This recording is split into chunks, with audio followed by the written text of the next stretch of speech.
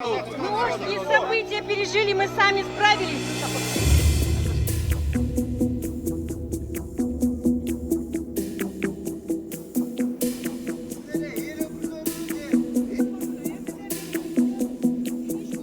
Эгерде ОДКБ аскерлери келе турган болсо, алар жөн гана расмий шылтоодо айтылгандай стратегиялык объектилерди гана кайтарбайт.